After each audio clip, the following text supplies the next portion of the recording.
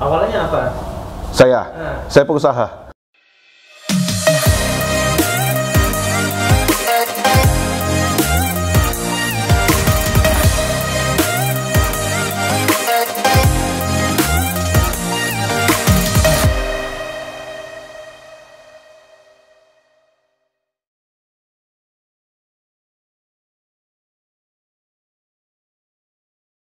Orang, karena ada banyak orang ada keluhan sakit pinggang, sakit leher, suka migrain segala macam.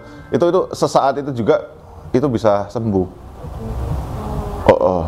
Karena selama ini sebelum ada kita kenal metode ini, banyak orang yang kurang paham. Jadi ada badan merasa nggak enak, habis itu pijet, kemudian karena apa ya?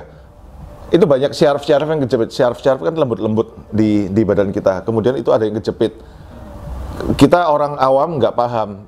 Kita kirain, aduh badan saya nggak enak. Habis itu ke tukang pijet biasa. Habis itu diurut-urut kan. Diurut-urut memang saat itu juga otot akan merasa rileks. Tetapi setelah 1 minggu kemudian otot itu akan menjadi kaku kembali. Pada saat itu juga kita kembali ke tukang urut lagi. Nah kemudian sama tukang urut biasa dibilang ini masuk angin. Iya kan? Jadi orang oh ya saya gampang banget masuk angin, padahal itu enggak. Tapi setelah dipakai bone setting ini segala macam kerak, habis itu udah itu hilang semua. Jadi banyak orang keluar ada frozen shoulder itu tangan yang cuma bisa nyampe ke depan aja, nggak bisa muter, keterbatasan gerakan lah. Soalnya banyak orang juga datang, banyak juga yang datang ke sini karena lagi viral. Orang enggak kok, saya nggak ada keluhan apa-apa, saya pengen coba aja. Tapi setelah dicari-cari ada aja tangannya nggak bisa muter, kalau nengok cuman segini aja, nggak bisa full kayak begitu.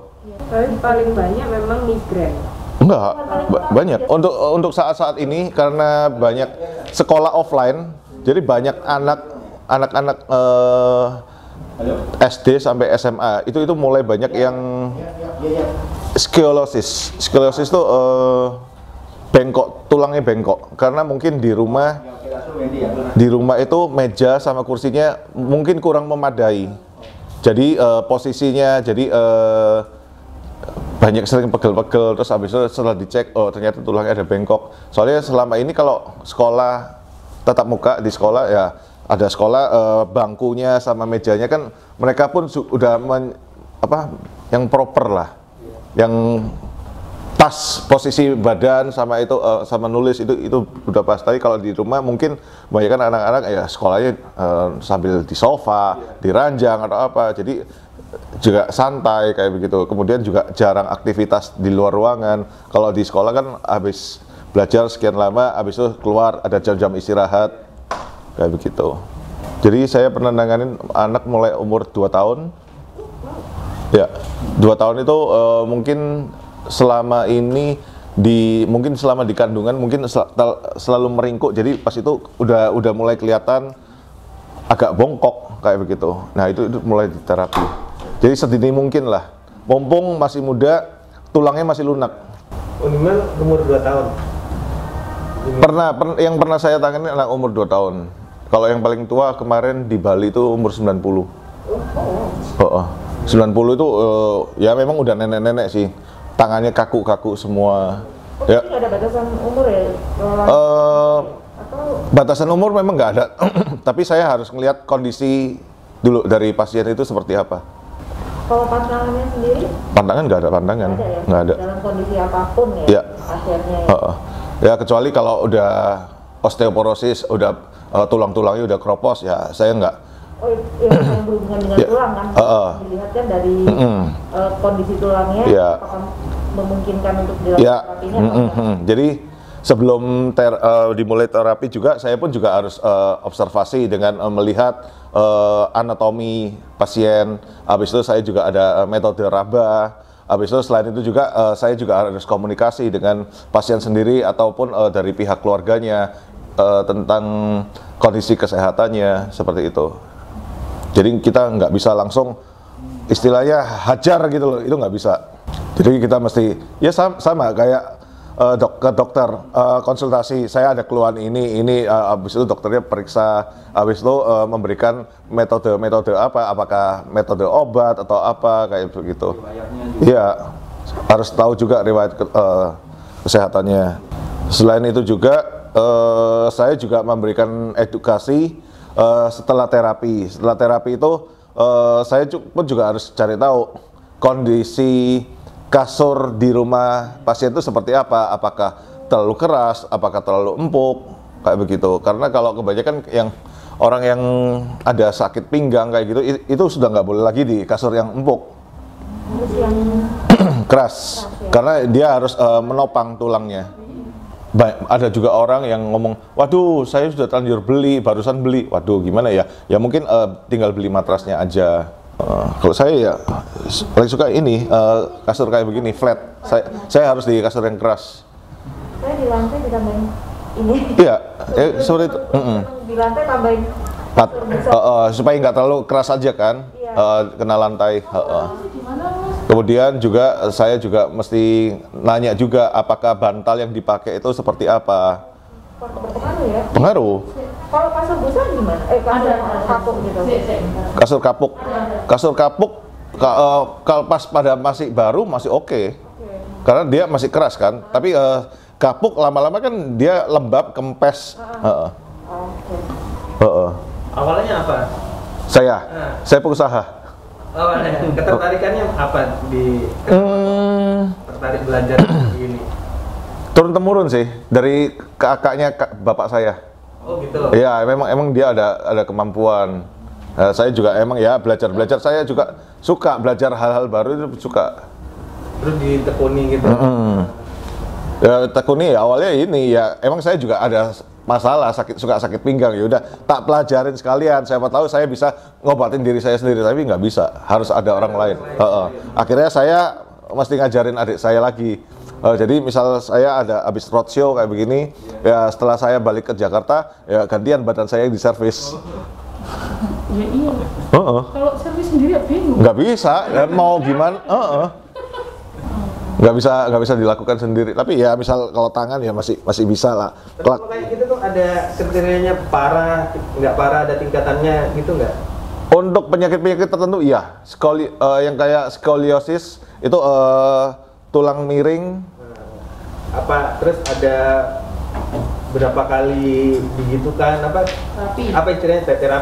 Kalau untuk skoliosis itu harusnya seminggu sekali. Sebaiknya seminggu sekali. Sampai berapa kali itu? Nggak bisa disebutkan. Kalau udah parah banget ya bisa berkali-kali. Kalau skoliosis susah untuk disembuhkan, kecuali dia harus memakai brace, yang alat yang kalau itu kan huruf S gitu. Jadi tulangnya badan itu pakai kayak baju rompi yang kayak besi gitu, ditekan sini, jadi supaya orangnya tetap tegak. Paling parah gitu ya? Iya. Tapi setidaknya setelah dia terapi badan itu berasa enak, nyaman. Kalau kayak kita biasa kayak capek, sakit pinggang gini apa cukup sekali aja? Cukup sekali, kelar. Malah setelah di terapi ini saya dulunya hobi pijet. Seminggu sekali saya pasti pijet. Tapi setelah saya pakai terapi ini, habis itu sekian lama saya mikir-mikir, saya kapan ya terakhir mijet ya? Udah sampai lupa. Biasanya teman-teman wartawan ini yang mobilnya nah badan capek, stres juga. Nanti udah nulis cepet-cepet tiba-tiba ada headline muncul gitu. Namanya apa kan ya? Iya. Coba hati ada tulangnya Aduh, hatinya nggak bisa, tulangnya aja yang bisa.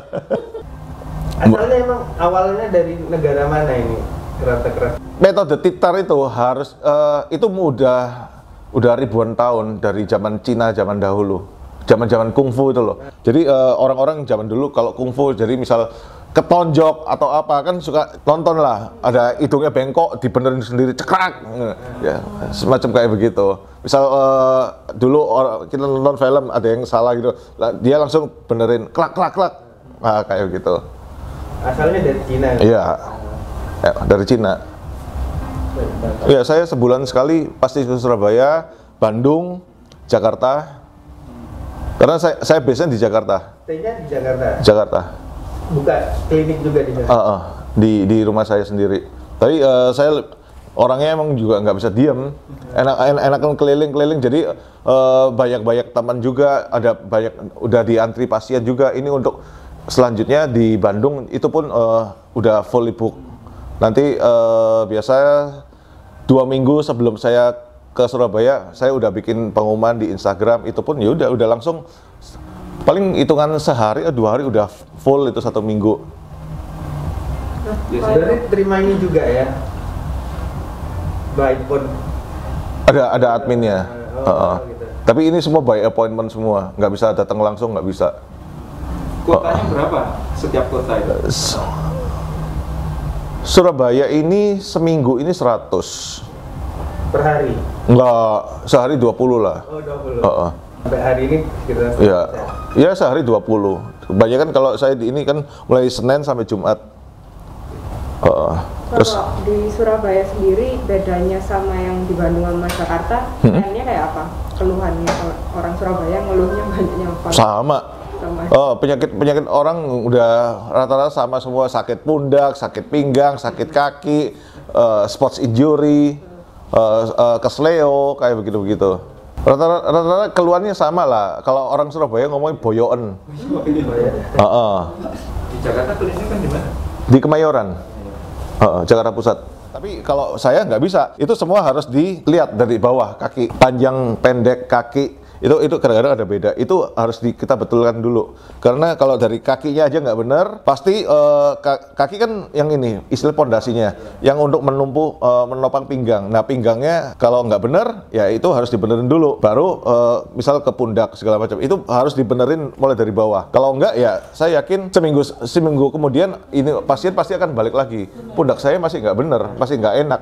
Ya karena pondasinya nggak dibenerin. Dari bawah ya? Ya, karena dari badan ada kemiringan sekian mili aja, itu pasti mengganggu. Makanya nggak boleh. Cowok itu di dompet ditaruh belakang itu nggak boleh. Karena kan ini, ya ada ketinggian kan. Nah, otomatis badan miring. Badan miring, otomatis pinggangnya miring juga. Badan miring, pinggang miring, tulang lama-lama bengkok. Lama-lama bengkok, pundaknya pasti ada tense juga, ada tekanan, ada lama-lama nyampe semua ke atas. Makanya kita pun duduk juga harus posisi yang baik. Makanya setelah terapi saya juga ngasih tahu pasien-pasien, nanti terapi ini tetap aja terapi, badan tetap bisa balik kayak sebelumnya. Tapi setidaknya kita bikin awet, gimana caranya, jaga posisi duduk, jaga posisi tidur, kayak begitu.